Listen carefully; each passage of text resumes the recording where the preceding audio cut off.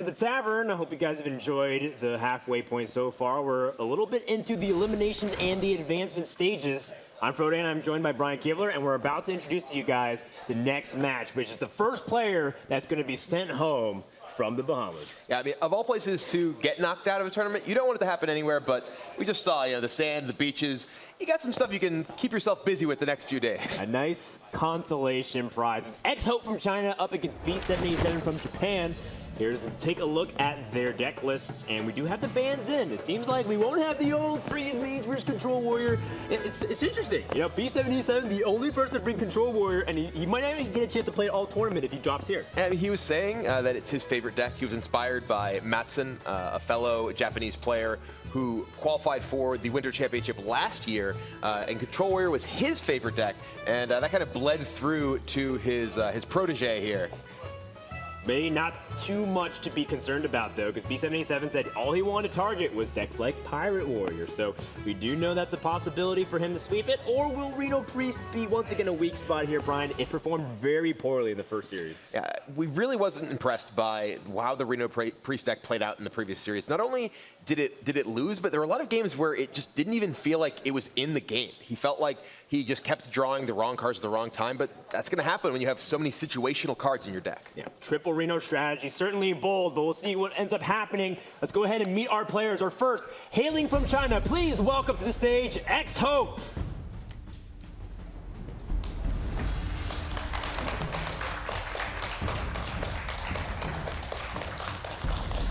And his opponents representing Japan, and all Reno players out there, please give a warm welcome to b787.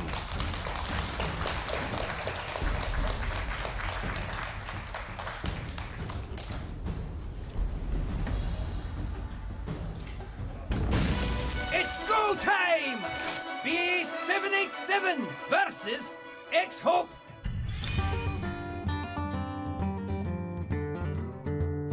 XHope, I honestly don't know him as a player that much. I actually thought I would win my match, so I only looked at Frozen's decks. So now I'll have to quickly go back and check B787's lineups. There's a lineup to beat with my decks. It's his lineup, so hopefully I win. I'm really confident in myself, and I hope things go my way. I hope I just calm down and play well. Yeah. b787 versus XHope. Let's see what you got! b787 from Japan versus XHope from China. This is a huge match for both of these players. The loser is eliminated from this tournament. Yeah, and finally, with the stakes at an all-time high, we might see b787's unique strategy coming to fruition. You saw in his own words there, he said, "This is the lineup for my decks to come up against." I'm expecting possibly even to see him leaving the Pirate Warrior up. When you're bringing as much Reno and as much heavy control as he is bringing to this tournament, Pirate Warrior is potentially a deck that you want to target. So I'm sure people at home have enjoyed the little refreshing change from Pirates running wild, but we might see it once or twice during this series, but we will await the bans. Yeah, we'll definitely check that out, and I'm really looking forward to this. I mean, we've spoke about all the players a lot over the past few days, but I am very excited for b787 and to see his decks. There's a lot of cool decks in there. There was just a very quick early technical issue there. We're just going to restart the game and it should be fine. So we are going to be moving into the game very, very shortly. And I can't wait to see this lineup. b787 has just got a very cool lineup. I'm interested about the Priest list. Yep. It seems like it can, have some very hard-hitting combinations of cards, but, very small chance to draw those combos. But instead, it's going to be the Mage and the Rogue kicking off this series. Yeah, and XHope's Miracle Rogue is a little bit unique in the fact that he has omitted the patches package from his list entirely. He's using a bit of extra mid-game power in terms of barns to be able to pull out those questings, auctioneers, tomb pillagers even picking up some value, and a polymorph is a reasonable hard removal option there for a rogue deck that sometimes struggles to deal with large minions on the board if they don't have a sap available.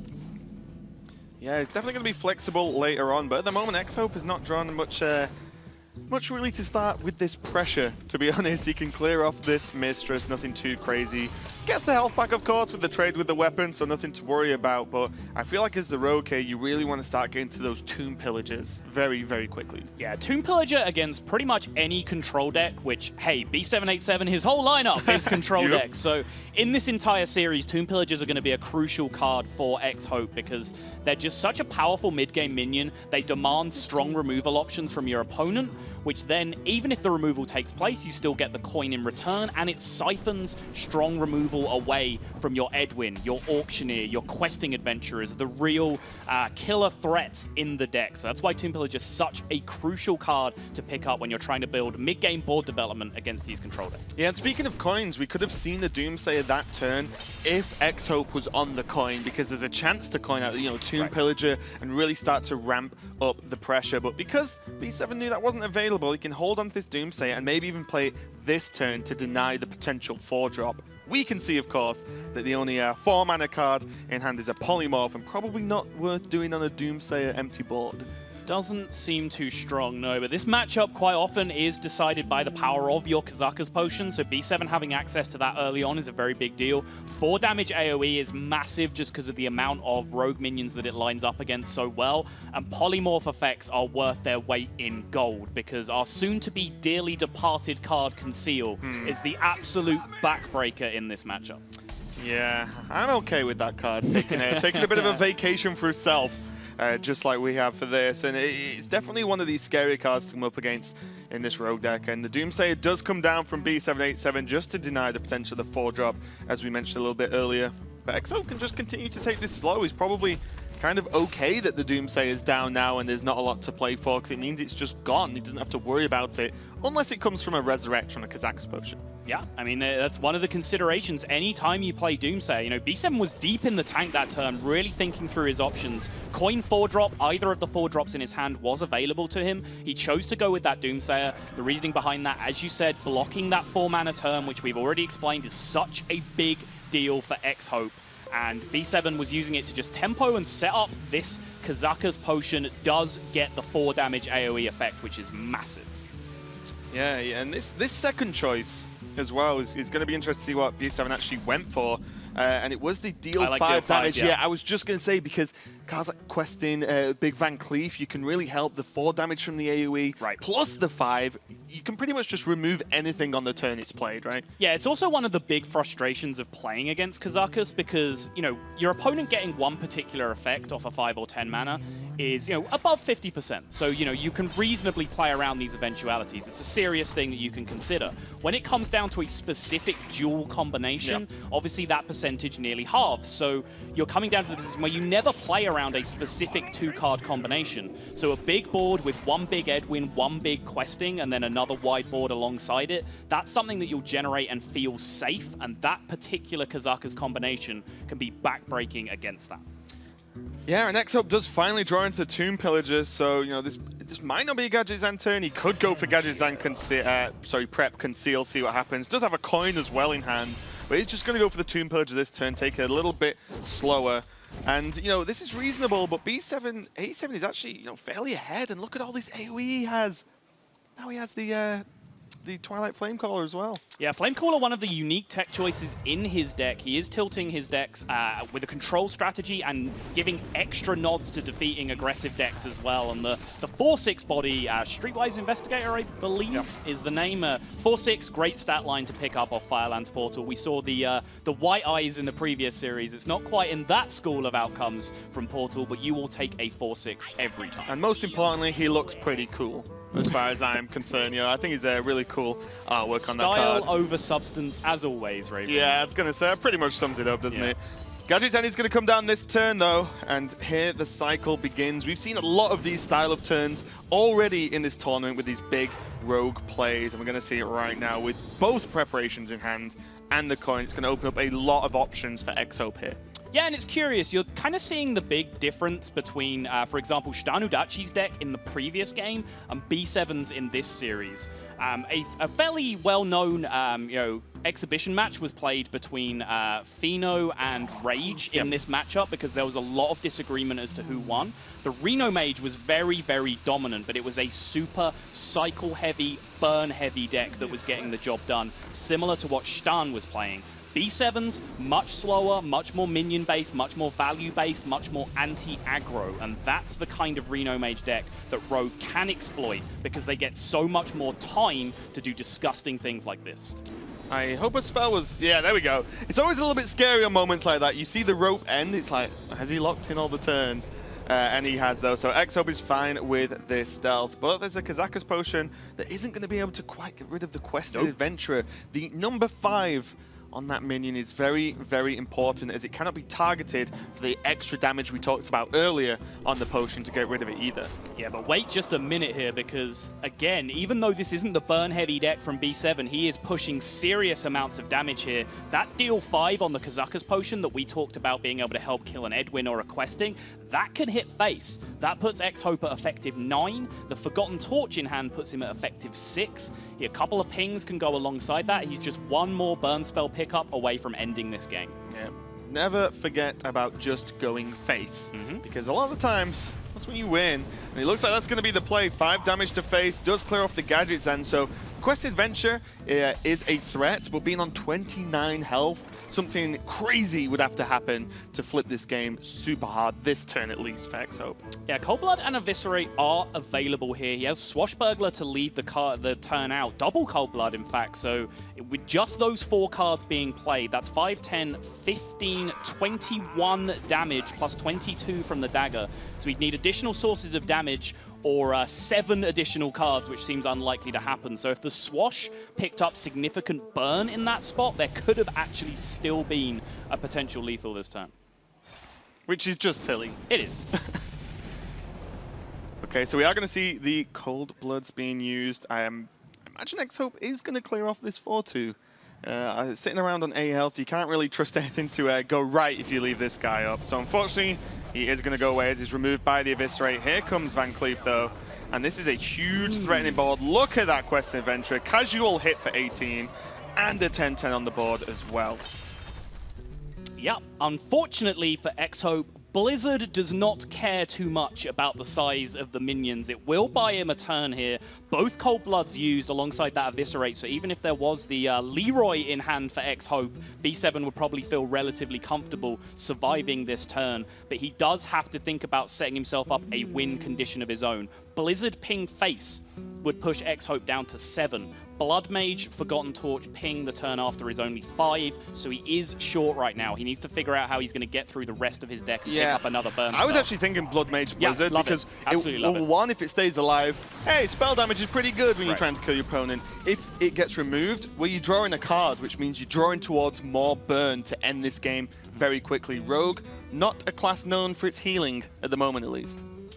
Yeah, not so much, but XHope is just short of that damage right now. This questing is going to be an ever-growing threat, though, if he keeps loading up on minions, and B7 does look like he is on a draw to save this game. He does have some rebuys in his deck, like Ice Block, for example, can allow him to see another turn, and as you mentioned, the game plan against Rogue is very, very linear when it comes to setting up lethals for yourself. No taunts come down, no heals come down. The number you see is what you have to deal with, so the game plan is crystallized in perfect clarity for B787 this game. Exactly, and that game plan is not really dealing with these minions that are on the board at this point, as they are kind of crazy, especially with the concealed draw means you can't directly interact with them anyway if XHope goes for it, as opposed to the Tomb Pillager. Do you think there could even be a polymorph? Yeah, I was going to say, just remove the additional card draw. I love it. You need one less out for your opponent, and that is actually huge when you're pretty much setting lethal up that turn. Yeah, I love it. That's a really, really heads-up play from XHope, recognizing exactly what B7 is trying to set up here. Polymorph is a dead draw. Is there any way that he can use that to take enough damage off the board? I'm not seeing it. No, he can't polymorph and kill off the quest. Well, he can't polymorph and kill off whatever he doesn't polymorph, right? One of the big guys, Van Cleef for the quest in, as the health is just a little bit too much. There's the Torch and the Arcane Blast, but it's not adding up to the right amount of damage. Yeah, Polymorph on 1 and Torch Ping would be his maximum removal afterwards, which would deal 5, which isn't enough to answer either of the big threats, only enough to deal with the Drake. So B7 valiantly tried to set himself up a win in a fashion that this deck really isn't built to do. If this was Stanudachi's build in this particular matchup, even if he didn't hit the increased amount of burn he did have in his deck, there's Novice Engineers, there's additional cycle cards that can pull him through and help him get there faster. He would have naturally drawn more cards by this point in the game. As you can see, only 13 cards drawn that entire game from B787.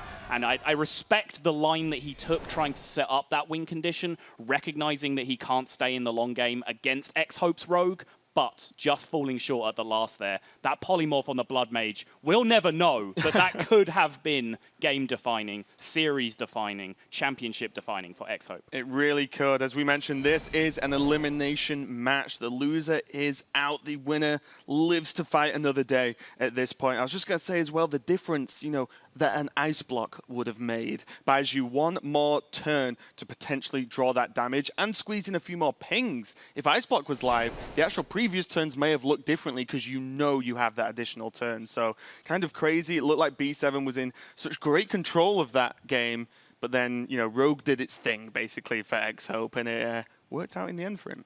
Yep. And interesting there, now having seen the bans, that B7 did ban out the Pirate Warrior in the end. So he's still not looking to go up against this deck, even with all the Reno, the Control Warrior, everything that he's packing. I really sit back and wonder what this Reno Priest is doing in his lineup, like what matchups he really thinks that's coming up against. We asked him this question personally, and he just said, hey, I wanted to bring a 5th Control deck. There aren't that many options. I only play Control. I'd rather play Control and lose than bring an aggro deck and win. Some of you guys might respect the hell out of him for that, but it could end up being his downfall because I just don't see where this Reno Priest is picking up favorable matchups. Yeah, and while we were wondering about the decks, you may be wondering to, you know, a little bit more about these players, so we can check them out here with a couple of well-mets. Well met.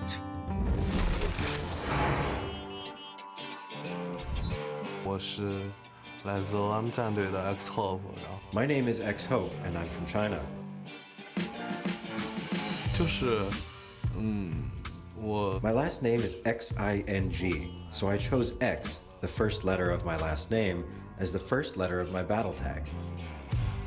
hope 就是在 And for the hope as the end of my battle tag, one day I was watching a stream of a Chinese tournament, and I thought I could play better than them. So I thought I should join Hearthstone as a pro gamer, and I'll probably be the hope of Chinese Hearthstone. 我觉着 The best thing about playing in the Hearthstone Championship Tour is that this is my first time playing in a big tournament outside of China. The Bahamas is a really good place. It has great weather and a beautiful ocean. I'm really excited to be here. Well met. My name is b787. I'm from Japan, and I am 19 years old. I play Hearthstone about 5-6 hours a day. My favorite snack when playing is Kit Kats. Favorite food is steak, meat in general, yeah. The best thing about playing in the HCT is the fact that I get to come to Bahamas.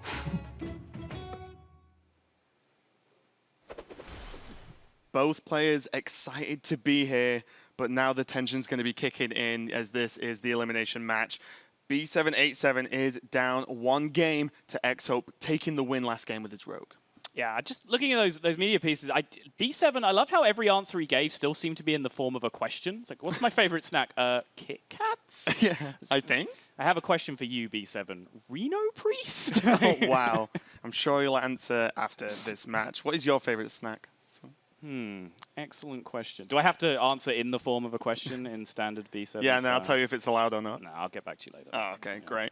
So these players are just getting ready to go into their game, and I think the big question is the Reno Priest and how it's going to perform, as it didn't quite do the job in B787's previous match. We can just check out the groups and how they have formed up as well. So far, we can see Group A. And yeah, you know, we saw Danudashi win earlier. Frozen is now knocked into the lower bracket, and he will be facing the winner of this match that is being played out right now. So definitely plenty more exciting Hearthstone matches coming up today. Yeah, Danudashi already booked his spot in the knockout stage, one game away now from qualifying for the World Championship, and perhaps most importantly, he has a couple of days off from this point just to be able to chill on the beach, enjoy the sun, take in the beautiful Bahama setting that we are in. But these two guys still have it all to play for, and you can see that crystallized on B7's face far better than any words I could throw at you. That is what it all means right now. Yeah, 100%. Even for these players that we've seen, it's the kind of first outing into a major tournament. There is the approach where they're like, oh, you know, this is just fantastic opportunity. You know, it's great to come to a huge tournament like this and play. But when the stakes are, you know, this high, it becomes very, very serious. These players are playing to win and playing to qualify. As we move into game 2 now, b787 on his Mage and XHope on his Shaman. Yes, indeed. B7 going back into the tank with this Reno Mage. XHope with this Jade-based build of mid-range Shaman. Most people now switching to the mid-range build. A couple of holdouts running the Hammer of Twilight aggro version, but still within the mid-range archetype. So many different ways you can put it together. Bloodlust, Alakir, Jade package, sprinkling of Jades alongside the standard Thunderbluff mid-range from back in the day. XHope, though, going with a very, very robust Jade package and making room for all these Jade cards by sacrificing AoE. Only one Lightning Storm, only one Maelstrom Portal. Yeah, and I think the important cards for XHope here will be the Bloodlust for a start, and then also getting a Bran combo off with at least one of the Jade cards, because that's how you really accelerate the Jades in this matchup, and in any matchup in general. But if you go too slow against the Reno Mage, they're going to be able to piece together the tools to either freeze you out long enough to kill you, or, you know, just kill you before you can even build a board up that's threatening anyway. This is a great start for XHope, picking up double value from the Manatide Totem here. But yeah, I love the point about Bran. I think that's a huge deal in any control matchup. How you play Bran is actually kind of a high skill cap thing in these kind of matchups, because you can choose to play Bran on a turn where you want to force your opponent to AoE. You play Bran, you make a big board with it, and you say, okay, sir, this turn you may AoE. I am fine with that. Alternatively, if you're doing fine generating a board otherwise, you can just hold on to Bran and Jade Claws and Jade Spirit in your hand, for example, force the board into a manageable size, and then force your opponent to AoE that, use the Bran as your reload afterwards to crush them when the AoE options have gone. Yeah, there's definitely a lot of options to win this matchup, and, you know, b787's options aren't too fantastic here. It's actually prioritizing killing this Manatide Totem over getting the Refreshment Vendor down. Yeah, dramatically different emotions being portrayed on B7's face in every single game, and this is a theme of what we saw from him in the APAC playoff as well. His stress levels seem to vary so wildly from one game to the other. One game, he just looked perfectly comfortable. He was, you know, mugging to the camera with his shades on. Other games, he was head in his hands, very emotive, very expressive. And you're seeing that now, not just from game to game, but from moment to moment. He looks dramatically different, really does wear his heart on his sleeve in terms of how his emotions are affecting him.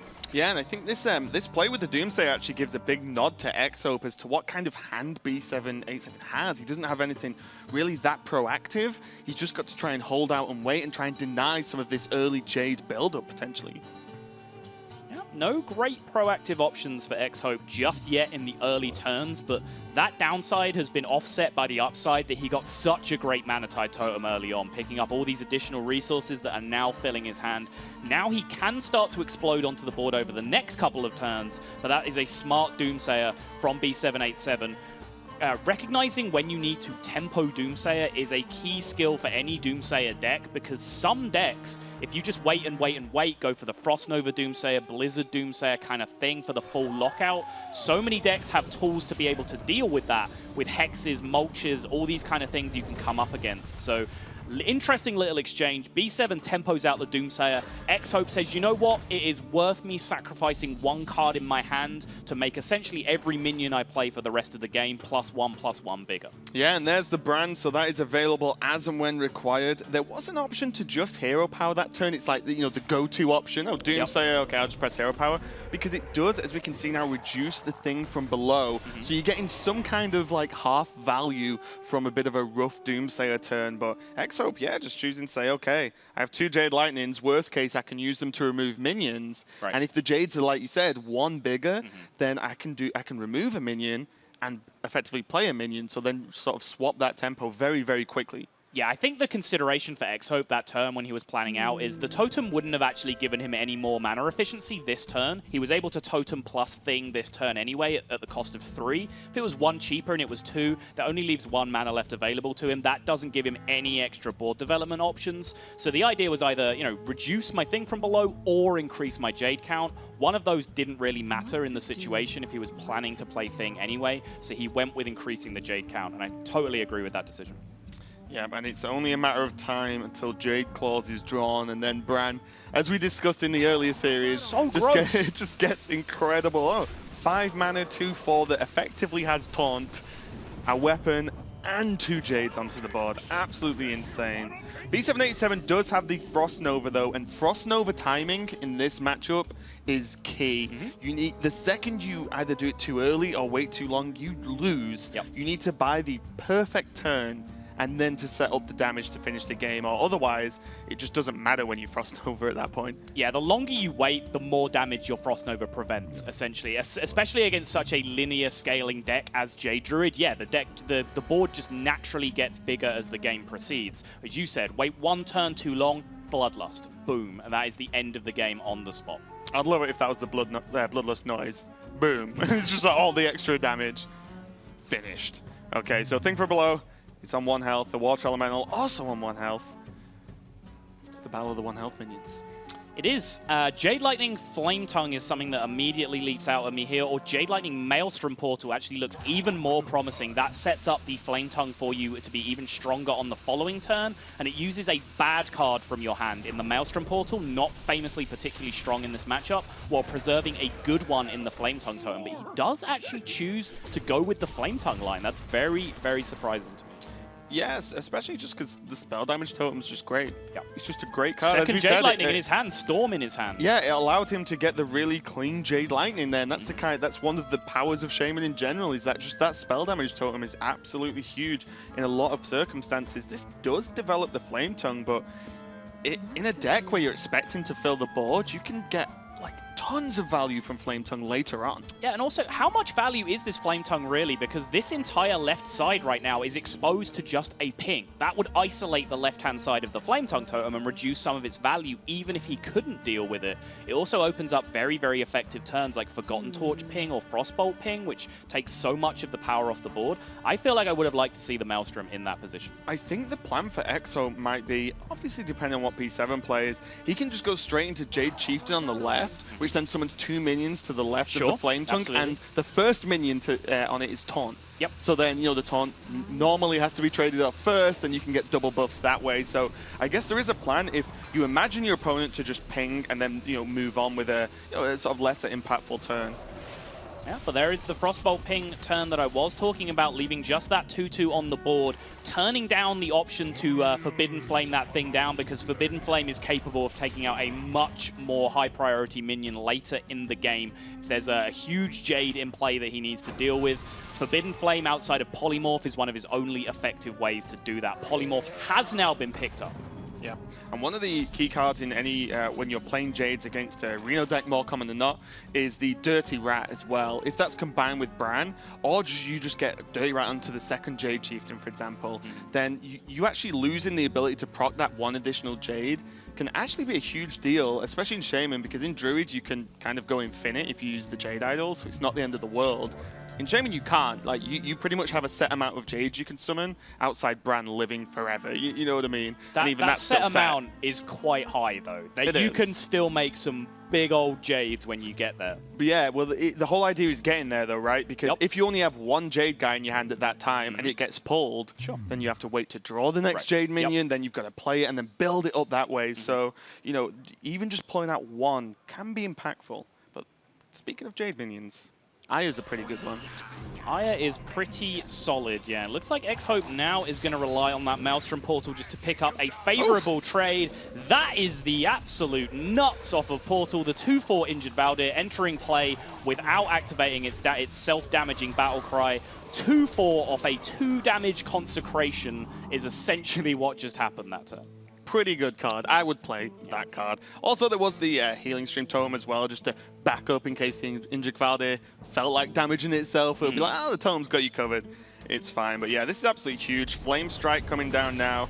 Gonna help clear off. Enough. Yeah, gonna help clear off most of the board, but not all of the board. And look at this follow-up. Bran into Aya is live, and XHope doesn't look like he has to think about that long. Right. And here's the problem with this this anti-aggro or value-based version of Reno deck, or however you want to refer to it. When you come up against decks like this, the inevitability is so far on the side of your opponent that you can really struggle to set up a win condition. B7 is going to try his level best right now with Antonidas Frost Nova, can cash in Forbidden Flame here for another fireball, but chooses not to. But this very likely to get shut down from B7's perspective by a Hex from XHope. We, of course, see it's there. Just to finish my earlier point, he doesn't have that burn win condition that, say, Stranodachi does with his cycle burn Reno Mage. So when you come up against a Jade deck like this, you just have to get so creative in terms of finding yourself a win condition, because the inevitability of the Jades just marching on is always there from your Jade Shaman opponent. Yeah, and you see Antonidas into Nova on a board, and there's plenty of cards in B787's hand, and when you still wonder how he's going to win the game, that's when you know he's in a rough spot at this point. And there's still Jade Lightning available as well. We did, of course, see the Hex onto the Antonidas. Very clean. You don't really want to roll the dice with the Devolve on a 7-drop minion. You might want to just take the safer route with Hex. Go ahead and drop that Trog as well. Already has seen the Flame Strike come out and saw the Frost Nova on the previous turn. So AoE options are starting to run sparse now for B7. Blizzard is available from XHope's side. That would be the one consideration that he was making. We see with our Cast Division, Blizzard is available and can lock out this board, but the Bran is still a threat that needs dealing with. Yeah, and one of the problems is if Blizzard comes down, great, there's one turn. But what do you do after that, right? Like, look at the hand. The hand is, you know, weapon removal, Reno, and, you know, yeah, Reno goes up to 30. It doesn't matter when you Jade start hitting for 7, 8, 9 a bit later on into the game as well. And here's kind of crazy position. Here's something we talked about in XHope's previous series quite extensively as well. B7 every single turn now is going to be considering the threat of Bloodlust. We see it's not in hand from XHope. B7 knows it is in the deck, and I talked about kind of the mentality you need to be in, which is, can I beat Bloodlust not just this turn, but the next turn and the turn after as well? If the answer to that is no, you do often just have to shut your eyes and hope it's in the last 2 or 3 cards of your opponent's deck, and they just don't get there. Hey, Sol. Hey. Bran's still alive, and there's Jade Spirit. Agree. That is a factual observation. Value. I think we just top jammed notch it. analysis 6-6 and 7-7, I think, if I've kept count. Yeah, 6-6 is on the card, so 13-13 worth of stats just from the Jades, an extra 2-3 from the minion, and this board is getting ridiculously out of control right now. Getting the Bran off once, as we mentioned, is good, right? You know, like, that's the aim. Getting it off twice is ridiculous. There's not been any Jade Claws yet, right? Nope. So there's 2 more Jades on top of this, and there's still a Chieftain as well, at least from what I recall, still in the deck. So it's kind of crazy. XHope pretty much just has inevitability here, and B787 is going to have to try and piece together some way to kill XHope before this happens. And if we rewind to the Antonidas turn and the Forbidden Flame, it would have been 0 mana, so it would have done 0 damage. But put a fireball in your hand. Yep. Suddenly, Alex Straza, Antonidas fireball, plus another Antonidas fireball, you can at least piece together some kind of damage and a rough semblance of a plan. Because I generally don't know what B787 is even thinking at this point. Yeah, I mean, the question, if you're living in that world, the question is when you find the free turn to develop your ice block to be able to get the free turn to be able to do that, because he's had to utilize all of his mana on each turn just to answer the board to prevent lethal every single turn. So it would have been extremely difficult to try and make that kind of answer happen. And hey, we talked about J-Claws, we talked about Bran. The happy couple are back together yet again. Hey, Sol. Hey. Bran's still on the board. Correct. Oh, my lord. Interestingly, XHope's just thinking like, well, what do I even play now? The board's getting pretty full with these guys. Like, where do I squeeze this in?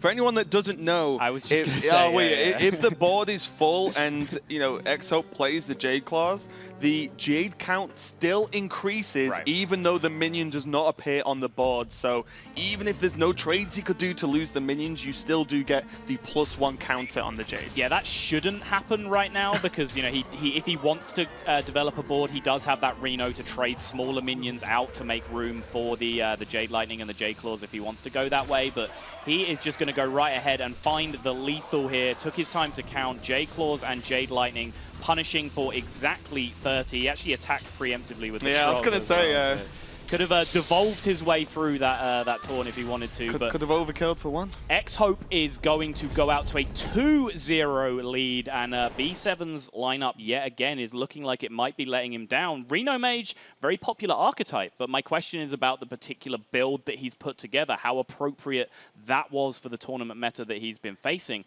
All these anti-aggro tech inclusions, like Twilight Flamecaller, for example, in a series where he's banning Pirate Warrior. It feels like you can find yourself a bigger win condition against other control decks than what B7 has. Oh, okay. I swear to you. I swear to you. For those of you who didn't see, I just pointed to the bans for Sol's benefit. The last time that graphic was shown, there was a Pirate Warrior ban. Don't try and dig yourself out of this one, Sol. I was confused as well, but I'm just going with what I was told. But yeah, that suddenly makes a lot more sense. I take back a ton of the criticism that I've been throwing at B7. That strategy makes a lot more sense. If you're leaving Pirate Warrior up, of course, Twilight Flamecaller a perfectly good card. Yeah, and it is a bit of a more risky strategy in best of 7, but a general conquest strategy is to say, okay, this one deck of yours will not get a win. And you just say, well, I might get some wins against the other ones, but if I'm unfavored, okay, I'll take the losses, and then just get win after win after win. And I think that's what B787 has to do when he eventually hits this Pirate Warrior, if that's the case. Yep, absolutely. And now XHope is going to be queuing up his Freeze Mage up against the Reno Mage, which most people would tend to say is a very, very difficult matchup for the Freeze Mage, but it is in fact winnable if you get through the right path in the game. Reno decks, since their inception, early on people thought Reno Lock was favored against Freeze Mage. That was put to the sword very, very quickly as people figured out the correct route through the game. Reno Mage has all the tools to get through this, don't get me wrong. Ice Block is there, Reno is there, Dirty Rat is there to pull out a big threat from the opponent. But if the Freeze Mage, lines up all his card draw up nicely, is able to pressure the first block without committing significant resources, and builds up a big, big damage combo with the Evolved Kobold and Forgotten Torches, Roaring Torches, cheap burn in hand, together discounted by Emperor, it can definitely get the job done. Yeah, the Forgotten Kobold, the name you use when you forgot the Kobold's name. Correct, yeah. Forgotten Kobold and Evolved Torch are the names of those cards, right? Yeah, 100% correct. The 2 ice blocks in XHope's hand, he probably wishes with any other 2 cards in the deck at this point, because he knows what this Reno Mage is from B787. He's not expecting too much really early pressure. So, having one, okay, I can just activate ice block. Having the second one's just like, I wish that was card draw. Yep, Blood Mage Blast, efficient answer to the Acolyte there, getting a nice turn from B7, but XHope now, with that Blood Mage gone already, his hand has immediately run dry of card draw. This is not the kind of hand you want to be looking at in this situation. Yeah, and, as we can see in this series, B7 is 0-2 down in this elimination match. And the mindset that comes into this situation is different for every single player. But we can hear from B787 on what he thinks when he falls behind in a series. Falling behind doesn't mean I've lost, so just try to calm down and sort of just keep playing the best that I can during the tournament. It's definitely a big ask when you're feeling the pressure of this elimination match. And, B787 is going to have to, really, as he said, just calm down and focus to try and get this one. And he's still got a hill to climb if he wins this game. He does, but with the correct information now available to him, he's still in a reasonable spot because, you know, his lineup, his super heavy control lineup with all the Reno, all the Control Warrior stuff available to him, does have a chance of just clean sweeping Pirate Warrior. It's an extremely risky strategy, and I feel like I've been casting tournaments now for 2 years saying that when you come into a tournament trying to counter the best deck in the meta, the reason that deck is the best deck in the meta is that it cannot be countered consistently by a full lineup with a high percentage, and I think that is very much the case for Pirate Warrior. But if any lineup can do it, it is B7's, and we heard that in his own words earlier. He feels like XHope's lineup is the lineup he is looking to come up against. Yeah, when we see XHope drop the Emperor on 6, and it, you know, doesn't happen too often this, but he's actually hit a hell of a lot of burn damage with the Emperor already, which probably, you know, helped with the play that turn. Novice Engineer obviously probably would have preferred to get the card draw from that before the Emperor, but still hitting the Ice Lance and double Frostbolt and the Torch. That's so cheap to fit in with that Forgotten Kobold, as you like to call it, Sol. Thanks, buddy. Yeah, if he was to draw Kobold here, the majority of his hand can be played alongside it. If he cycles the Forgotten Torch away before then, which I would expect him to do, he has enough mana to fit in exactly a Fireball or a Roaring Torch on top of Frostbolt, and Ice Lance. The 2 Frostbolts and Ice Lance, 10 damage natively, plus another 6, that's 16, and there would be 8 from a Fireball on top of the Evolved Kobold as well, making 24 damage in total. That is the kind of huge burst that I was talking about, but he hasn't quite got there in terms of phase 1 yet, which is try and pressure the Reno, pressure the first Ice Block if it was in play, without committing huge resources. Yeah, well, one of the tricks as well is just like, just you know, poke them down to 24-ish, right, yeah, and then exactly. just hold and then burst them, because it can happen when there's opening hands like this and you get the Emperor off. There's so much burn available, but still needs a bit more mana and still needs to find the Evolved Kobold. Yeah, Novice Engineer being played out here. I think XHope would have liked to find a way to deal with this Emperor, but honestly, fireballing it is actually perfectly reasonable in this spot. More and more as time has gone on, we see Fireball being used as removal in Freeze Mage games, primarily because it at 4 mana, it seems like a fairly cheap burn spell, an efficient burn spell, but it's actually quite difficult to combine with Evolved Kobold. So normally the Roaring Torch is more effective, the Frostbolts and Ice Lances are more effective with those big burn combos. So Fireball is actually fairly free, much like Forgotten Torch, to be used as a removal tool to buy you time, and in this case, actually build a board presence for Freeze Mage, which is not something you see every day. No, and the Emperor getting double ticks off starts to do silly, silly things. 0 mana Frostbolt, 0 mana Ice Lance, the second Frostbolt, 1 mana Torch. That's kind of crazy. And still the card draw as well from the Loot Hoarder is going to help out massively as XHope tries to you know, play the solitaire game and just pull all these pieces of the puzzle together to hopefully for him finish this game up very quickly. Bran Babbling Book here looking pretty frantically for a way to deal with this Emperor Thaurissan, which is just not available to him right now. Are we going to see a Dirty Rat follow-up to this? Is B7 now feeling desperate enough to just try and hit a big threat from the Dirty Rat? No such thing. Just Blizzard to lock out damage. That is just more burn potentially getting discounted. Acolyte is cycle, bringing more cards in his hand now to get discounted. If he can hit an Alexstrasza, an Evolved Kobold, if he can cycle these Forgotten Torches into his deck and then draw a Roaring Torch off this Acolyte, all of those things can be huge assets to get discounted. Yeah, I mean, Blood Rage Thanos, not an Evolved Kobold, but pretty close. And this is kind of crazy because XHope's kind of getting to the stage where he can ignore what B787's doing to a certain extent. He probably just doesn't really care too much. Even with a Brand down, obviously you like to kill it off if you can, but there's so much damage in his hand. He could just kill him from 25 very soon. I think it's time to start trading some of these Forgotten Torches for Reno, potentially, if it's in the hand. Just fire it at the face. He doesn't have a very efficient way, unless he wants to commit the Blood Mage to the board now to take care of the Bran. So he can put serious fear in the mind of B7 by just launching 1 burn spell at base here. Test the waters for that Reno. If it comes down, fine. We reset. We go from scratch again. If it doesn't, suddenly we're in Lethal Town. And especially when the burn spell you have to use to do that is one that puts a 3 mana Fireball in your deck as well. You're pretty okay. There's still Alexstrasza available, so if the Reno does come down early, then, you know, there's the option to just drop him all the way back down to 15 again. Okay, so here's the reasoning behind what XHope did in the end. Firstly, the brand's a huge threat because Kazakas can come down, pick up double armor gain potentially, and then once there's double armor on top of all of that madness, it's hard to push through that. But before I finish this thought, B7 is going to go for the Dirty Rat turn, get the sad news that the hand from his opponent is 100% burn or utility spells in this spot, and that will put the fear of God into b787 at this point. He's going to be really, really precious about his life total, and it looks like he's missed the Emperor. Wow. That so is some of these cards like unbelievable. -1 mana effectively at this point. Oh my god. And it looked hilarious as well because it looks like the Dirty Rat was played as to try and stop the minion pressure from the Freeze Mage, which is just funny in itself. And there is just so much damage available for XHope now. Think about all the things that had to go wrong for B7 that turn for this Emperor to be alive. Dirty Rat came down. If it pulled a Doomsayer, the Emperor is dead.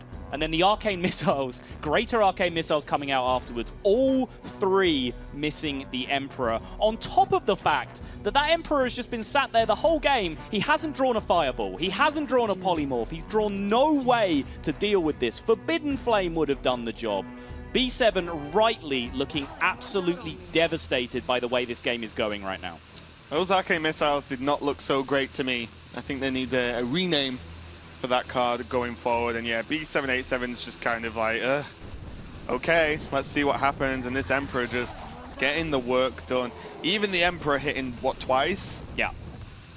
It's just 10 damage that shouldn't exist. And as I mentioned, both Fireballs now have been used as removal tools, but they protected this Emperor and allowed the Emperor to connect face on both occasions, which has rebought 10 of the missed 12 damage of the Fireballs straight away. Finally, B7 gets to say goodbye to that Emperor, but so much damage has been done already. B7 plays a secret. Hopefully, XHope is keeping track and knows that that is a babbling book secret. So his concerns, sure, it could be Ice Block, but he also has to think about Counterspell, Spellbender, and all the other potential options that have no impact on his game plan. Spellbender, of course, doesn't proc if you point a spell at face, so that is something that XHope can beat in most situations. Yeah, and especially with this Roaring Torch draw, that is actually just the damage he needs to win this game. If he commits. But what yet? What is he going to do? This is at the point where, you know, everyone talks about just what is the best play, right?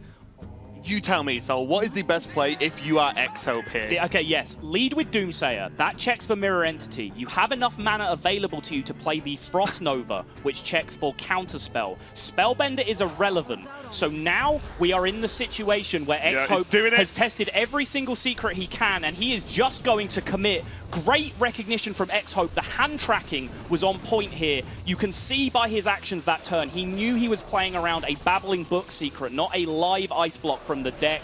XHope commits to the line, tests everything he can first. Masterful play from the Chinese player, and B7 is on the verge of going home. The shrug, I think, betrays everything here for B7. Yeah, XHope goes 3-0 up versus b787 in a great game. He navigated that perfectly, and that is what makes these players so great. He even pinged before the Frostbolt, just in case it was an Ice Block, to put him as low as possible. It was just like, okay, you're covering all bases at this point.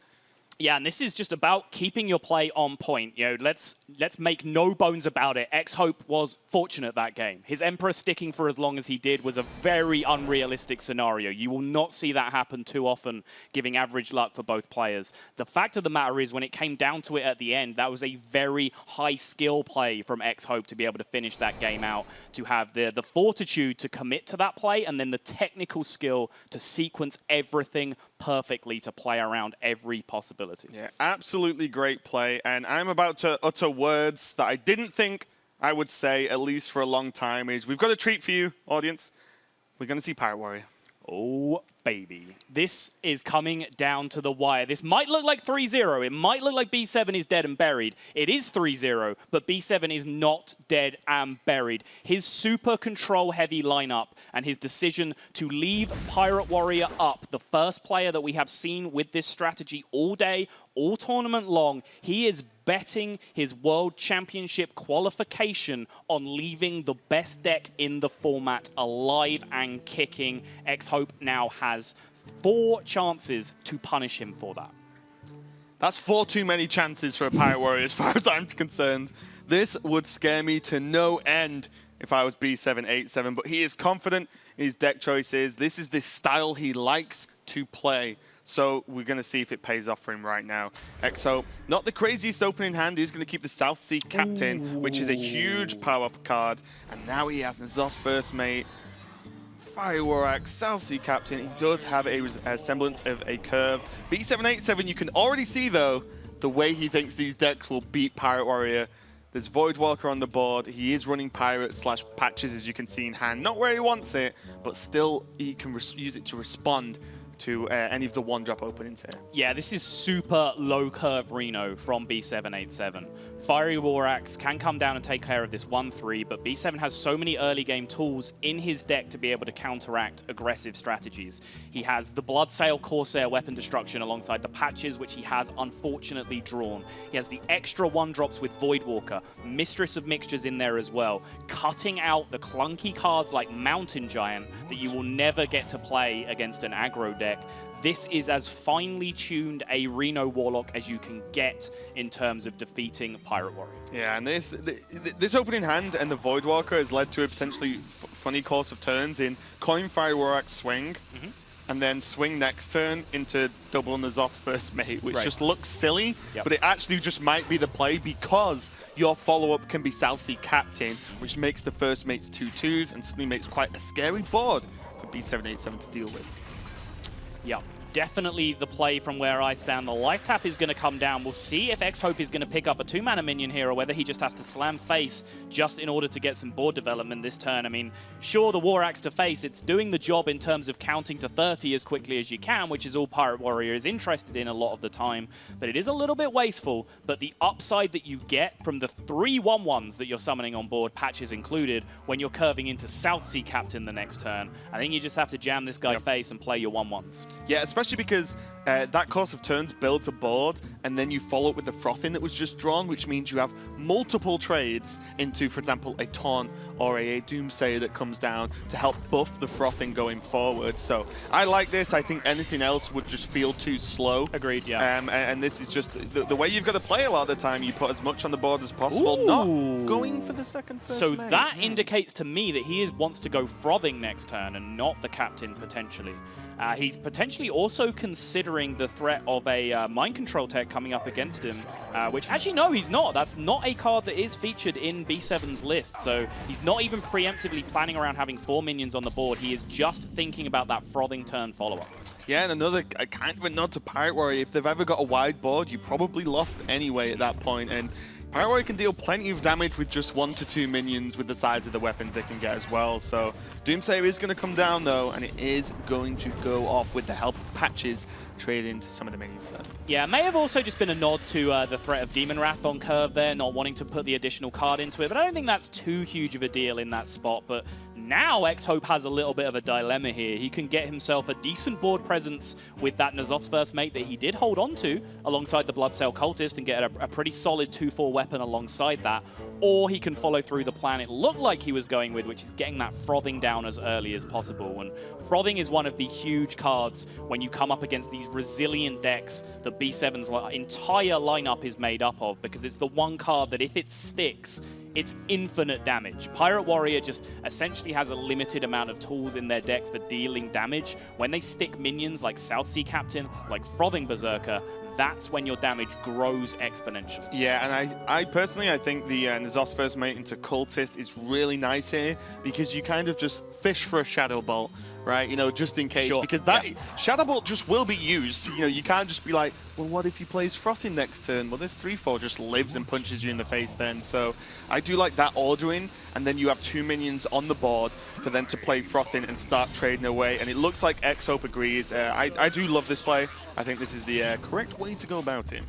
Yeah, not the end of the decisions there, because he was wondering whether to get the full value out of the weapon, or he could have swung for 1 first to get 1 more damage in, essentially, or whether to just push 2 right now and potentially set up a faster lethal. And with the Leroy in hand, it might be the case that just that 1 extra damage this turn can increase his clock by 1 turn by pushing it. So definitely a consideration. Just small factors of 1 single point of damage can make all the difference. Yeah, and we see the order of priority here as well for b787. He's dropped Kazakus, which means he can't play the Ooze he has just drawn because, he's just seen the weapon get buffed, but the weapon's only a 2 attack. So I'll just wait a turn. I'll play Ooze next turn if I really want to. So he's just going to wait that out a little bit and whip it into a turn a little bit later on if he can. And now with the corruption on the 3/4, that's only going to get 1 attack off. Probably going to be the trade. So now there is a Kazakus potion in hand. So Frothing Berserker on the face of it looks really appealing here just because of the size you can build it to while taking care of this Kazakus. But he does have to consider the options of that potential deal 4 damage from the 4 damage AoE from the potion, which we just saw is available. The other question for XHope is, can he just go face here and set up a realistic 2-turn lethal that would demand B7 to have that perfect potion we talked about? You don't play around the combination of 4 damage AoE plus the life gain. Okay, so he is going to go for the Frothing play. I'm going to set that up and ask b787 the question, can you kill this Frothing? If not, you are in some very, very serious trouble. So he could have pushed the 3 extra damage to face there, which would have set his opponent to 12. He's then representing just 8 on the follow-up turn, so he didn't have a 2-turn lethal set up, which kind of mandates that he does play for the board, which is what he tries to do. The round 50%er of the 4 damage AoE was there for b787, but XHope now has all the damage to spare, and even with that additional arcane intellect, if you like, from the Kazakus potion, still has not picked up that game-winning Reno Jackson. Yeah, this is going to be very, very close, as b787 pretty much has like 1 turn to draw Reno or some kind of, additional answer, but I don't quite know what that is in the deck, maybe a taunt, because this setup with these pirates is pretty huge. There's an Arcanite Reaper in the hand, there's a Leroy Jenkins in the hand. That is a lot of damage. There's a Dirty Rat in the hand now for B7. Is this a viable setup? If he plays the Rat here and pulls an important minion like a Leroy, like a Korkron, does have the Shadow Bolt available, but the Shadow Bolt kind of feels like it's reserved for some of the board state right now. That South Sea Captain is a huge deal as well to take care of. Yeah, it's probably frustrating actually, because one of the benefits here is you can Shadow Bolt and Ooze, right? So you remove the weapon, but the problem is because XHope has the Mage Hero power, the 5/4 plus ping still goes into the Rat, which leaves an attack open for the South Sea Captain, which must be very frustrating for B7 here. Yeah, but it's kind of damned if you do, damned if you don't in this situation. If you Shadow Bolt the Captain to reduce the power of that trade from the 5/4, the Leroy's just still sticking around. That's a perfect trade into your Dirty Rat either way. So B7 would have hoped, best case scenario, there were no minions or potentially just a small minion coming out in hand. And yep, Leroy is going to be taken down. As you said, the Mage Hero power is going to help a much more efficient trade go through here. Reaper and Korkron represents comfortable lethal over the next 2 turns. This could come down, as many a game of Hearthstone has done in the past several months, to whether or not B7 can pick up a Reno here. And I'm glad, personally, that card's rotating out. I don't know about you, but me as a caster, I've run out of ways to say, oh, he drew Reno quite a long time ago. Yeah, couldn't agree more on that one. And the Arcanite Reaper is going to be played first because it means you unlock both swings, especially after seeing the use. You unlock both swings over 2 turns, and then the Korkron is the plan to follow up for XHope here. b787, what is this draw going to be? It's pretty much tournament life is on this draw, and it's Reno Jackson! That's all I've got! Raven, he drew Reno. I've never heard it put like that before, Saul. Reno Jackson going all the way up to 30, and suddenly XHope is now kind of on the back foot, still has a lot of damage available, but the benefit of Reno as well, other than the going back up to full health, is the minion itself can trade very, very well. We might even see the Arcanite Reaper and the ping into Reno to guard the minions on board for repeat damage. Yeah, and he has a Fiery War Axe as well to back up anyway, so I think with so much damage used already, Leroy has been used, the Reaper is equipped, that's another huge source of damage as well. A Korkron is on the board as well. These are draws that you are not getting from the remainder of your deck. So just trying to go face again from this position and hoping you get there with top decks doesn't seem like a likely plan. You need this 3-3 and 4-3 to stick around for another turn at least and connect again to make up in your lost damage. Yeah, and if we start to just piece together the damage available for XHope and how quickly that's going to come, next turn B7 can just twist in to clear the board if minions continue to flood. It's true, I mean, and then he has Draxus. Going face actually plays around Twisting Nether. That's an argument for actually just jamming it in the face. If you put your opponent on that being the only big removal option available to them, hitting them in the face will get the job done. Bran Farseer now picked up alongside all these tools. It is going to be the Nether. So essentially, XHope actually did miss some damage there by trading into the board, but if he had have gone face, we might have seen B7 not be forced to Nether. He could have had a more flexible turn. So. I mean, a second Arcanite Reaper is kind of what you're looking for XHope here to start piling on the damage. Unfortunate that his other card is Fiery War Axe. You can't dual wield yet, maybe in Hearthstone. I don't know if that's going to come at some point in the future. But yeah, the Arcanite Reaper going to provide a huge amount of damage. But b787 can provide a pretty huge wall as well in the form of the Bran Twilight Drake, and this is going to be nigh impossible as we can see the Farseer and the Draxus and the Siphon Soul in hand for B7. It looks like on the back of Reno Jackson as shock horror, he might win this Pyro matchup. Yeah, and I like, you know, we've had a joke about it, but I don't want to polarize the whole game about that draw. We'd have to go back and look at every single turn from XHope. Is there a few points of damage that he missed somewhere along the line? Those early turn sequences where he chose to hold back on the 1-1s, for example, was met with the Doomsayer. Probably didn't make too big of a difference, but there may have been an opportunity where XHope could have raced faster in the spot that he was in. The turn where I suggested ignoring the Kazakus, for example, did that get him over the line if he went back and looked at it? But right now, if you're XHope, it's important that you just block this game out of your psyche. You still have plenty of opportunities to get the job done. And I think that is, you know, we were talking earlier, leaving Pirate Warrior up, even if you build decks to stop them, is dangerous. Look how close XHope got. Yeah. And B787's decks are built to deal with this. And, you know, he does take the win. This could be the beginning of a comeback for him. We said it. There is a chance that he can just sweep Pirate Warrior. And that would be pretty crazy, to be honest. Yeah, this is the deck he does want to play against. But, you know, let's set it in context yet again. That was a game where he had Voidwalker on 1. He had Doomsayer early on. He had all these potential defensive tools. And he still needed that Reno Jackson draw to stop XHope having that guaranteed lethal setup the next turn. So, you know, if that's potentially his best deck in the matchup even, arguable between that and the Reno Mage probably, then, you know, how much are the rest of them going to struggle if XHope puts together a solid draw with the Pirate Warrior? Hey, I am loving that hat. You guys have been in the audience all day, so thank you for that, and I might try and steal that hat later on. The single most dedicated fan we have in the entire audience by far. Shout outs to you, enjoying the Hearthstone action. Give him a clap, guys. Enjoying the Bahamas, I'm sure, but XHope and b787 are probably feeling the stress and strain of this high-stakes situation to be enjoying the action themselves right now. It is still XHope in the comfortable spot, but as we've said, this is where B7's lineup can potentially get a spot to shine. Actually praying, I don't know to potentially what god, Yogg maybe? He's praying to XHope's hat is what he's doing right now. Okay. Yeah. This one time. So I'm thinking of how he can bribe it or something. Okay, so we are going to get into it. The deck of choice this time for B7 is his Mage. Of course, the Reno list. We have seen this before. XHope, as we've mentioned, Pirate Warrior. It's all he's got left to get a win with. Yes, indeed. And that Fiery War Axe, it used to be just an objective keep in every single matchup, regardless of which warrior deck you're playing. But there is potential here when you're playing against a very, very greedy control deck to actually throw it away and push harder for 1-drops. When I say you push harder for 1-drops, that is not the 1-drop he's looking for. Patches drawn. This is by far the worst deck to have patches in your hand in. Rogue can get some use out of it. Shaman actually does just fine with it a lot of the time if they get Flame Tongue alongside it. But in Pirate Warrior, it is the absolute worst. It's just a ball. Yeah. Oh, there's anything wrong with boars, by the way. It's just a boar, but you don't even get boar control from it. Exactly.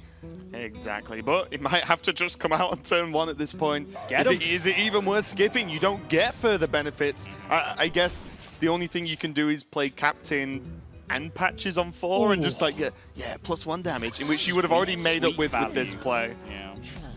Mistress going to come down. The War Axe is going to show its worth here to be able to protect this 1/1 patches on the board, but Mage can tidy this up quite nicely just with the ping on turn 2. No significant damage done just yet from XHope as the Pirate Warrior, but starting to curve into some power turns now with the Frothing Berserker, the Naga Corsair, all fantastic tools moving forward. Yeah, and we start to see with b787's hand now is that all the previous games with this Mage where we're like, oh, the Mage just isn't built to deal with these more mid-range or control decks.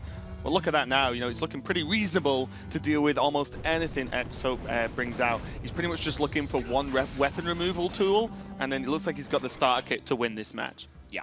And Naga Corsair now likely the play for XHope, and B7 has a very, very resilient hand, has some removal, has some board freezes, but XHope now starting to piece together just straight damage, and this hand from B7 with all the utility that it has does not play well against straight damage. His only real truly defensive option against that is picking up some armor here from Kazakus, but these minions do need to continue to be dealt with from B7. 5/4 Naga Corsair, such an intimidating threat on the board for someone to be facing down against Pirate Warrior. Yeah, very difficult, and the Fireball was just the easy answer there. No need to, if you risk the Kazakus, miss the potion you need, and then you have to Fireball anyway, you're potentially taking 10 damage, which is kind of scary in itself. South Sea Captain coming down now with the weapon swing. It means Fire War Axe plus 2 heroic strikes is a lot of damage that you do not expect from hand, even in Pirate Warrior a lot of the times. Deal 4 has been hit again by B7, so he does have the AoE option. Ooh. No armor gain,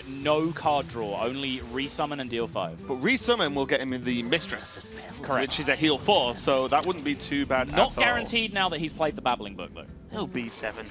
I mean, I like Babbling Book as much as the next guy. Yeah, it's actually a serious consideration. He could, if he did not play the Babbling Book this turn, he could have jammed the Kazakus potion for a guaranteed Mistress heal on the next turn. And he would have got the Kazakus back as well after the trade, so you get a guaranteed +4 heal that kind of has to be dealt with as well. You can use it to trade, and the 3/3, which lines up against a lot of Pirates pretty well. So now XHope actually chose to forego playing the Fiery War Axe on the previous turn. There's 2 considerations that go into that. One, you don't want to activate your opponent's hand if their turn is ooze plus something. You don't have to necessarily give them that target. Secondly, you can just draw a better weapon, a more efficient weapon to play on the next turn and be, chewing up weapon charges by having to overwrite them. So the Arcanite Reaper pickup has rewarded that to an extent, but now the question reverses, and it's like, do I want to play the Fiery War Axe to test for Acidic Swamp Ooze? I know he didn't have it 2 or 3 turns ago when I developed this War Axe in the first place. He has had time to draw it since then. Yeah, and I do like this play. Because one of the problems as well is you kind of want to defend the Captain. Yep. Because it's a very high value card. And it also means later on XHope can try and play the game of how much damage can I do in a single swing with my hero, which is definitely a fun game to play as Pirate Warrior. But something that removes the fun from the Pirate Warrior's side is Reno Jackson. Acidic Swamp Ooze does shut down the weapon. This would, in most worlds, be a huge punish with the Arcanite Reaper coming down, but in terms of huge punishes, XHope has just no other way to play this hand. More and more as time has gone on, we're seeing Pirate Warrior being played more like a zoo deck, where they try and develop a board, protect that board, get big buffs out of South Sea Captain, out of Frothing Berserker. But with the hand that XHope drew, every single early minion got answered, and then he just drew damage into damage into damage. So he has to commit to face here. He has no choice to do otherwise. The straight-up face plan is going to be locked out of the game on the spot by Mr. Reno Jackson. Yeah, Reno combined with still look at all the removal tools, all the stall tools that b787 has in hand. He's just gonna, tempo the Twilight Flamecaller, just drop a 2/2, feeling pretty confident. The Frostbolt is going to lock out the swing for XHope this turn as well, and b787 is now beginning his push to get XHope out of this game and continue his life in this tournament. So he doesn't actually need to load out any damage this turn. He can play Leroy, Heroic Strike next turn, which from his perspective represents lethal. And this is actually a big enough number that B7 is at that there might just be a moment where he feels safe. It would be suicidally greedy to not Reno next turn, but some players do just have that greedy streak in their bones. Please no. A deck you do not be greedy against is Pirate Warrior. 100%. Because you get punished every single time. I've seen it happen, though. I've never seen someone get punished as heavily as this would be right now, but I've seen players in situations where it's like, yeah, I'm 99% sure not to die here. I'm not going to play my Reno. He's going to tempo Antonidas. Get it on the board. There we go. Okay, B787. I was worried for just a split second, just in case. You do drop the Reno, and he's feeling very, very comfortable, no doubt, in this game. Just trying to create some drama in a game where he drew Reno. I don't know. What else do you want me to do? I mean, look, I said how much damage can you do with the weapon. It's a fun game, and sometimes it catches people off guard, but considering the whole point of B787's lineup is to beat this kind of deck, I'm pretty sure he's not going to be greedy because his decks aren't greedy. All right, serious time now. The Reno has come down, and this isn't just for the sake of creating drama. There is still Leroy plus Heroic Strike plus Arcanite Reaper plus South Sea Deckhand. That is 21 damage going in. He can't play it all this turn, but it's 21 out of 30 that he's able to do already. How does he survive the requisite number of turns to be able to pick up those extra 9 points of damage he needs to end the game? It's going to be really difficult because I genuinely think if you try to survive and trade, say, one minion off, well, you're going to fall short. That's probably an entire extra turn that you need to draw. You effectively lose the damage, which gains them a turn anyway. So I just think you just go all in. He has the N'Zoth's First Mate to proc a weapon for the deckhand as well. So this swing can be free without much drawback. So now he can play all of his cards next turn. We'll see what he draws, of course. See if he can squeeze that in as well. But XHope pretty much committed to this one plan now. It's all he's got left. B787 is doing what he can. And yeah, tempo Antonidas. Yep, love it. Needs to set himself up a clean lethal for the next turn. Can't allow XHope any additional turns. That Antonidas does the job just fine. That upgrade still only represents 10 damage in total that gets to go face. And with that Antonidas in play, any spell can activate a free fireball draw for B7. Looks like he has locked up the second game in his epic quest to 4-0 reverse sweep the Pirate Warrior of XHope. I mean, if he does it, fair play to the guy. Sure. Can't argue with that. It would be absolutely incredible. XHope doing what he can, but he's probably not got much hope for this game. Yeah, and he has to commit. He can't trade here for the exact reasons that you've talked about. He's going to need entire extra turns if he does that. So he's just saying to the opponent, hey, if you have any spell in your hand that costs less than 6, I lose. Any source of damage, any cheap spell that can get you a fireball is going to do the job, but this is my majority out. He's just going to rub it in and use the ice block. Yeah, I was even more safe. Why not? Oh, you see there, B7, just take a relax back in the chair. Okay, there's two more against this Pirate Warrior deck from XHope. He's suddenly perked up. If you can't see what he's doing right now, looking down at his keyboard, he is already in business mode. He's messaging the admins what his next deck is going to be, potentially. We saw him, stressed out, big signs of emotion after every game in the past. Now he's in the comfort zone. He's farming Pirate Warriors. This is what he loves to do, and now he is on the road to victory. Potentially still a long way to go, though, because this mid-range Shaman doesn't have all the effective tools that potentially the Reno decks have, and still huge question marks about the efficacy of that Reno Priest in general. Yeah, and B787 just whacking some eye drops in there, making sure he can see the board clearly. And he can see his health total, because that's what he needs to keep his eye on when he's playing against Pirate Warrior. Yeah, and it's just all going to come down to this now. This Pirate Warrior has to find a way. The Pirate Warrior, from his side, from XHope's side, generally does the same things every game. That's what the deck is built to do. It's the sign of a good aggro deck. It's built to be consistent, to do the same thing over and over again. Repetitive damage, building a board, sticking minions, gaining the tempo, pushing aggression early on. These slower, greedier builds from B7 are more inconsistent. But if they are able to line up the right tools, they have everything they need to shut down that linear game plan of the Pirate Warrior. Yeah, and we see b787 doing the exact same motions he did before his last game, and it worked. So I'm not even going to blame him for that one. Seems to be working so far. It's going to be the Shaman as the pick from b787 here, which will leave him with his Priest.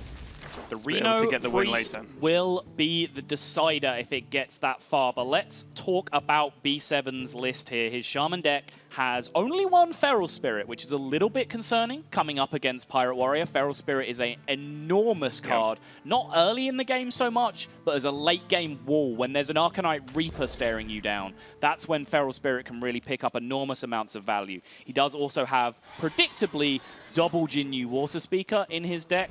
No copies of Healing Wave or anything crazy like that. The rest of his deck, just pure mid-range Bloodlust Shaman with the Alakir that you see. Only the sprinkling of the Jade package in there, not the full commitment with the Chieftains and the Jade Spirits that we saw from XHope. Yeah, and we saw b787 at the start of the game just praying to the gods of Hearthstone to help him out on this one. And XHope is just talking to his good friend, his hat, to see if he can get some luck here, because it's not going well already. There's a Mana Worm from the Maelstrom portal.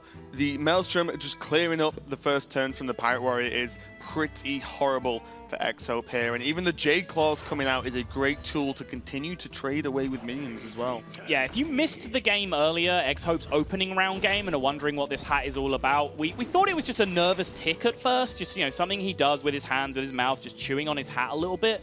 When we got a chance to interview him, it actually turns out there's some kind of special relationship. He feels like he can communicate with the game itself, with the cards in his deck, through the medium of his hat somehow. It's one of the most bizarre stories I've ever heard in Hearthstone, but you can see not too much of it going on early. Now as the pressure is heating up, that hat is firmly locked next to his mouth. Yeah, he's very, very focused, and these are the situations you're so far ahead in a series, and then your opponent starts to come back, and then doubt starts creeping into your mind. So I don't blame him for taking any route that makes him feel more comfortable and more confident, because that is exactly what you need when you feel like you were so close, and now it feels like you might be getting so far away. And just to remind everyone, this is the elimination match. You lose this, and you are out. Yep. The winner gets to fight another day and come potentially up in the lower bracket finals of the group, if you like, and have a chance to join our one qualified player so far, who is Shitanu Dachi. But this frothing has had no answer, and guess what? There is another frothing in your future coming right up. If there was no answer to the first one, there's probably no answer to the second. Jade Lightning is a card that comes into play on the next turn that wouldn't have been available there, but still, you're going to have two frothings consolidated. Jade Lightning would only take care of one. Yeah, a lot of the time, if even with one health at this point, already seen Maelstrom come out early on, so the odds are, very much in XHope's favor that at least one of the frothings will live, and everything else doesn't look quite good enough. The captain doesn't get any inherent initial benefit, other than he wants to go into the Corsair next turn and build from there. Right. Yeah, it has to be second frothing here, and I like holding on to this 1/2 weapon as well, because it allows you to get 2 additional damage next turn out of the Naga Corsair by holding on to both charges, which, Naga Corsair doesn't actually necessarily have to go onto a bigger weapon, because it essentially does the same effect either way. It doesn't add 1 durability, it only adds 1 damage. Yeah. So the size of the weapon you put it on doesn't matter too much. He's actually just going to choose to send it into the Flame Tongue preemptively, though, to get that initial buff on his frothing. You called the lightning. I did. Good work. Jade Lightning is going to clear up the smaller frothing. This always feels like a weird decision. It's like, so I can kill the one on full health or not, as we can see b787 has just changed his mind. So I can kill the one on full health, but that makes the frothing that's on 1 do at least 7 the turn after. There's still the weapon to proc even more damage as well. So has gone for developing some more minions and clearing up this smaller one. But now there's just so many answers. This deckhand is going to get some work done. Yeah, captain into deckhand there is huge. And B7 there went for the totem into Flame Tongue play, which reduces more damage over 2 turns because he gets to kill the bigger frothing first. But it does make his plays less flexible. He now 100% has to Jade Lightning the other frothing the next turn. So has he limited himself too much by getting greedy there in terms of which frothing he removes? Because now there's just these other huge additional threats on the board. The Fiery War Axe is going to get buffed up to additional durability. There's still the Naga Corsair to represent more damage off this, and there's still a heroic strike to back this up. Is B7's plan going to fall flat just a little bit too short? XHope is just saying go at this point, and because of the way the cards have lined up for B787, he can't really squeeze much into a turn. Until the Hex came out, it was either Azure Drake or Jade Claw's Totem. Both of those plays are not good enough. Even the Hex is not good enough at this point, and B787 looked like there was just a little clap there saying, okay, this is it.